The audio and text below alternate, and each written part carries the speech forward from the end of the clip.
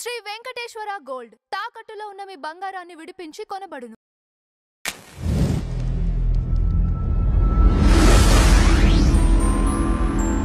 నమస్తే అండి, welcome to tree media. మనతో పాటు family counsellor, social activist Shri Krishnakumari గారు ఉన్నారు. మేడం నమస్కారం. నమస్తే మేడం, రాజేంద్ర ప్రసాద్ గారు ఒక సినిమా ఈవెంట్ లో బ్రహ్మానందం గారిని చేసినటువంటి వ్యాఖ్యలు మళ్ళీ దుమారాన్ని రేకెత్తిస్తున్నాయి. అంటే ఇది ఫస్ట్ టైం కాదు. ఎందుకని ఈ మధ్య కాలంలో ఇటువంటి వ్యాఖ్యలు ఆయన నోటి నుంచి పదే పదే ఇట్లాంటి మాటలు సెలబ్రిటీస్ అనటం, సారీ చెప్పటం కూడా జరుగుతోంది. తర్వాత ఎందువల్ల మేడం, ఏమైందంటారు అసలు రాజేంద్ర ప్రసాద్ గారికి? అసలు విషయం మొదటిగా చూసుకుంటే అతను హాస్య నటుడు. హాస్యం పండించాలి అనుకునే వాళ్ళు చాలా చాలా సందర్భాల్లో ఒక బౌండరీ దాటేస్తుంటారు. అదేమంటే హాస్యం కోసం అంటారు. ఇప్పుడు కొంతమంది ఏమంటారంటే ఏదో ఒకటి అనేసి నవ్వుతా అన్నాను అంటారు. అసలు మనసులో లేకోకుండా నవ్వుతా మాత్రం ఎందుకు వస్తుంది? ఇది మనం మామూలు ఒక రాజేంద్ర ప్రసాద్కే కాదు, మీరు నేను ఎవరైనా సరే ఎప్పుడో ఒకసారి మనం పునరాలోచించుకోవాలి. సింపుల్గా నవ్వుతా అనేసాము అంటారు. ఈ నవ్వుతా అనడం వెనకమాల మన మైండ్ ఎక్కడో ప్రిపేర్ అయింది దానికి. కానీ క్షణంలో మనకి అరే అనకుండా ఉంటే బాగుండేది అని అనిపించినప్పుడు నవ్వుతా అనేసాను అనేసి అంటాం. అది చిన్న డైలాగ్ కావచ్చు, పెద్ద డైలాగ్ కావచ్చు, రెండో వాళ్ళని హర్ట్ చేయనంత వరకు, రెండో వాళ్ళు బాధపడనంత వరకు సాధ్యమైనంత ఆ వాతావరణాన్ని కాస్త కూల్ చేయడానికో, లేకపోతే ఒక రకమైన హుషారుని తెప్పించడానికో, కాస్త అందరూ స్తబ్దుగా ఉంటే వాళ్ళని కాస్త వేకప్ కాల్ లాగా చేయటానికో ఈ సరదా మాటలు తప్పులేదు. కానీ రెండో వ్యక్తి దానికి ప్రిపేర్డ్గా ఉండాలి. నువ్వు ఒక జోక్ వేస్తే జోకును తీసుకోగలిగే, అంటే వాళ్ళకి నీకు అలాంటి ఒక సంబంధ బాంధవ్యాలు ఉండాలి. కానీ ఎంత సంబంధ బాంధవ్యాలు ఉన్నప్పటికీ కూడా 1 to 1 మనం మాట్లాడుకుంటున్నాం అనుకోండి, ఒకళ్ళ మీద ఒకళ్ళు జోకులు వేసుకోవచ్చు, ఏ మాత్రం తప్పు కాదు. ఆ ఇద్దరికి ఇష్టమైనంత వరకు. ఒకవేళ నచ్చలేదు అనుకోండి, వాళ్ళు అప్పుడే చెప్పేస్తారు ఏంటిది అని. లేదు అప్పటికప్పుడు వాళ్ళకి తట్టలేదు అనుకోండి, ఇంటికి వెళ్ళాక ఆలోచించుకుంటారు. కొంతమంది ఫోన్ చేసి చెప్పారనుకోండి, అరే నువ్వు బాధపడ్డావా, నా ఉద్దేశం అది కాదు, బాధపడకు అని చెప్పాల్సిన బాధ్యత నీ మీద ఉంది. ఎందుకంటే మన పెదవి దాటి వచ్చిన మాటకి, సంతకం పెట్టిన చెక్కుకి మనము అధిపతులం కాదు. మాట రానంత వరకే. ప్యాకెట్ చూడండి, ముక్క వేసిన తర్వాత ఇస్తారా ఎవరైనా? సొంత భార్య కూడా ఇవ్వదు, అయ్యో పాపం మా ఆయన కదా అని. ఆట అంటే ఆటే కదా.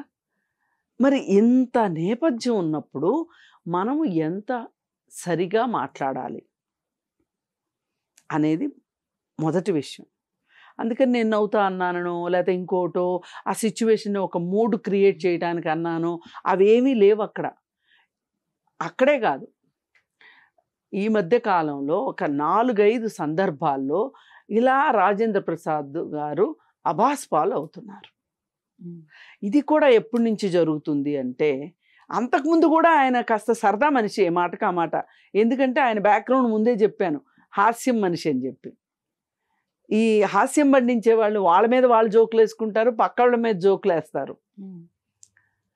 అయితే అది ఒక పరిధి దాటినంత వరకు బాగుంది. కానీ వాళ్ళ అమ్మాయి చనిపోయిన తర్వాత రాజేంద్ర ప్రసాద్ గారు ఎక్కడో ఆయన కాస్త ఆయన మీద ఆయనకు అదుపు లేదు అని అనిపిస్తుంది. చాలామందికి జరుగుతుంది. ఆ విషయంలో రాజేంద్ర ప్రసాద్ గారికి 100కి 100 పాళ్ళు అందరూ కూడా అరే రాజేంద్ర ప్రసాద్కి ఇలా జరగడం ఏంటి, అరే పాపం ఇలా జరగడం ఏంటి. ఇప్పుడు రాజేంద్ర ప్రసాద్ రికార్డులు ఏం తక్కువ రికార్డులు కాదు, మామూలు రికార్డులు కాదు. ఎంతోమంది నిర్మాతల్ని పైకి తీసుకొచ్చాడు. ఆయన వల్ల ఒక నిర్మాత, ఆయన సినిమా ఫెయిల్యూర్ అవ్వటం వల్ల ఒక నిర్మాత దెబ్బతిన్నాడు అన్నది పెద్దగా ఎక్కడా మనకు వినపడదు. అలాంటి మనిషి ఎంతోమంది తను బాగా నిలబడ్డాడు, ఎంతోమందిని నిలబెట్టాడు. ఒక రకంగా అంటే ఆయన కావాలని నిలబెట్టాడని నేను అనను, కానీ ఆయనతో కలిసి సినిమా చేసినందుకు గాను ప్రొడ్యూసర్స్ లాభపడ్డారు, అలాగే డైరెక్టర్స్ సాటిస్ఫై అయ్యారు, సంతోషపడ్డారు, అన్నీ జరిగినాయి. ఎక్కడో రాంబంటు అనే ఒక సినిమా మట్టుకు కాస్త దెబ్బతిన్నది, కానీ మిగతా ఎన్ని మొదటి నుంచి చివరి దాకా పైగా చాలా కష్టపడి పైకి వచ్చాడు. చదువుకున్నవాడు, సినిమాల మీద ఇష్టంతో ఇలా వచ్చాడు. అప్పుడప్పుడు ఆయన గురించి ఆయన స్వాత్కర్ష చెప్పుకోవటం వింటాం. నేను ఎన్టీఆర్ గారి గొడ్ల సావిడిలో పుట్టానను, లేకపోతే ఆయన వల్లే నేను సినిమా ఫీల్డ్ ఆయన్ని చూసే వచ్చానను, ఏవో రకరకాల ఆయన చెప్తూ ఉంటారు. ప్రతి సినిమా నటుడు వెనక చాలా కథలు ఉంటాయి, అది వేరు విషయం. అయితే ఇక్కడ ఈ విషయంలో ఈయన ఎలా మాట్లాడడం మొదటిసారి కాదు, ఒకసారి, 2 సార్లు, 3 సార్లు, 4 సార్లు, పైగా వేదికల పైన. ఇప్పుడు కోట శ్రీనివాసరావు గారికి ఒక పేరుంది, ఆయన కాస్త డ్రింక్ చేసే మనిషి. డ్రింక్ చేసిన తర్వాత ఆయన చేసే రచ్చ మామూలుగా ఉండదు అని చెప్పి చాలామంది అనేవాళ్ళు. ఎవరైతే డ్రింక్ పార్టీ అరేంజ్ చేస్తారో వాళ్ళని కూడా తిట్టిన సందర్భాలు ఉన్నాయని చెప్పి తెలుసు. కానీ ఎక్కడ ఎప్పుడు కోట శ్రీనివాసరావు గారు స్టేజ్ పైన ఒక్క మాట ఇటు అటు మాట్లాడినట్లు లేదు. 1 to 1 100 జరగచ్చు ఒక రూమ్లో. ఇప్పుడు మీరు నేను ఉన్నామండి, కెమెరా లేనప్పుడు 100 మాట్లాడుకుంటాం, కెమెరా దగ్గర వచ్చేసరికి స్టడీ అయిపోవాలి. మన మాట ఎంతమందిలోకి వెళ్తుంది. అందరికీ మనం ఏదో శుద్ధులు నేర్పుతున్నామనో లేకపోతే ఇంకోటో అన్ని నేర్పించేస్తున్నామని కాదు. చెడు నేర్చుకోకుండా ఉంటే చాలు, మంచి నేర్చుకోకపోయినా పర్వాలేదు, ఇది మన ఉద్దేశం అయ్యి ఉండాలి. మరి రాజేంద్ర ప్రసాద్ గారు బ్రహ్మానందం గారిని పట్టుకొని ముసల్మండా కొడుకు అనే మాట వాడారు. ఈ మాట అండి, ఇక్కడ ఇంకొక అబ్జెక్షన్ కూడా ఉంది. బ్రహ్మానందం గారిని అన్నాననే కాదు, అసలు ఈ బూతులు అన్నిటి వెనక ఆడవాళ్ళు ఉంటున్నారు ఎందుకు? ఇప్పుడు ముస్లిముండా అనే మాట వచ్చిందా? ఇది నేర్చుకోండి ఎవరైనా సరే. ఒకసారి నేను మనకి తెలియకుండా పిచ్చముండా కొడుకను, దరిద్రపుండా కొడుకను, లేకపోతే ఇంకోటో అనేస్తాం. ఒకసారి నేను భూమికలో పనిచేసేటప్పుడు ఎవరి గురించో మాట్లాడుతూ నేనే అనేసా ఈ మాట. ఆవిడ చెప్పారు, ఆవిడ అస్సలు ఊరుకోరు, సత్యవతి గారు, భూమిక సత్యవతి గారు, మాట్లాడడానికి వీల్లేదు. మీరు మాట్లాడడం ఏంటి? మనల్ని మనం తిట్టుకోవాలా? ఎవరిని తిట్టొద్దు, మనని తిట్టుకోవద్దు. మాట్లాడేటప్పుడు తిట్లని కొంచెం మీరు స్టడీ చెయ్యండి. స్టడీ చేసి మహిళలను ఉద్దేశించిన మన బూతులు మొత్తం మహిళలను ఉద్దేశించే ఉంటాయి, కానీ దానిలో ఆడవాళ్ళు మాట్లాడగలిగిన అంటే కాస్త మాట వరుసకు మాట్లాడగలిగే మాటల్లో మగవాళ్ళని మనం ఎంత మారుస్తామా లేదా అనేది వేరు విషయం. ఆడవాళ్ళమైనా జాగ్రత్తగా మాట్లాడదాం, మనల్ని మనమే తిట్టుకోవడం ఏంటి అన్నారు. అప్పటి నుంచి నేను ఎంత జాగ్రత్తగా ఉంటానో ఈ మాట దగ్గర. అది కూడా నాకు చాలా అబ్జెక్షనబుల్గా అనిపించింది. పైగా ఇంకొకటి ఏంటి అంటే ఆయన అనేసి వెంటనే ఆయనకు అర్థమైపోయింది ఎవరు అని. ఆయన అడిగితే నేను అనుకున్నారు, కానీ అక్కడ ఆ చిన్న గ్యాప్లో క్లియర్ కట్గా బ్రహ్మానందం గారిని అన్నారనేది అర్థమైంది. అయితే ఇప్పుడు మనకి ఇక్కడ కావాల్సింది ఏంటి అంటే, ఎందుకు రాజేంద్ర ప్రసాద్ గారు పదే జరుగుతుంది? ఆయనకి జీవితంలో ఆయన ఎంత హాస్యనటుడు కావచ్చు, ఎంతోమందిని సంతోషపెట్టచ్చు కావచ్చు, కానీ ఆయన అనుకున్నవి ఏవో ఆయనకి జరగల. కూతురు పెళ్లి విషయంలో, కొడుకు కెరీర్ విషయంలో 2 జరగల. ఈ 2 జరగకపోవటం వల్ల ఆయన కాస్త దెబ్బ మీద దెబ్బ పడినట్లు. ఆ అమ్మాయి చనిపోవడమే మరి అన్నిటికన్నా కొడుకు కెరీర్ ఏముంది, ఆయన వ్యాపారాలు ఆయన చేసుకుంటున్నాడు, పర్వాలేదు. కూతురు చనిపోవటం అనేది బాధలో ఉన్నారు.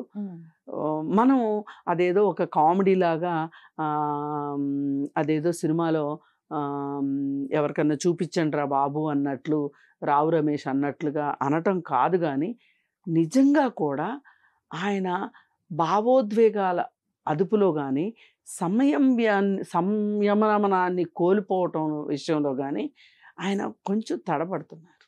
ఇది కుటుంబ సభ్యులు కూడా కానీ, కుటుంబ సభ్యులు కానీ, ఆయనకు బాగా కావాల్సిన వాళ్ళు కానీ ఆయన్ని గైడ్ చేయాల్సిన అవసరంలో ఆయన ఇప్పుడు ఉన్నారు అనేది తేట తెల్లం అవుతుంది.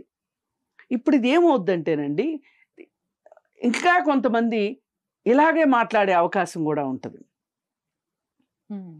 ఇప్పుడు ఆయన జాబితాలో హర్ట్ అయిన వాళ్ళ లిస్టు తీస్తే చాలా పెద్దదవుతుంది రోజు రోజుకి. అందుకోసం ఎవరైనా సరే ఆయన విషయంలో కాస్త ఆయన అలా మాట్లాడకుండా చూడాల్సిన బాధ్యత మటుకు ఉన్నదని అభిప్రాయపడుతున్నాము. పైగా ఆయన తర్వాత సారీ చెప్పుకోవాల్సి వస్తుంది. ఇప్పుడు సారీ చెప్పటం తప్పని నేను అనను, సారీ చెప్పాల్సిన పరిస్థితి ఉంది, అక్కడ చెప్తున్నారు. ఎందుకు ఇప్పుడు మనం ఎక్కువసార్లు సారీ చెప్తే మన సెల్ఫ్ ఎస్టీమ్ కూడా దెబ్బతింటది. అరే ఎందుకు నేను పదే పదే ఈ పరిస్థితి వస్తుంది నాకు అని ఆలోచించుకుంటే ఇంకాస్త బాధ వస్తుంది.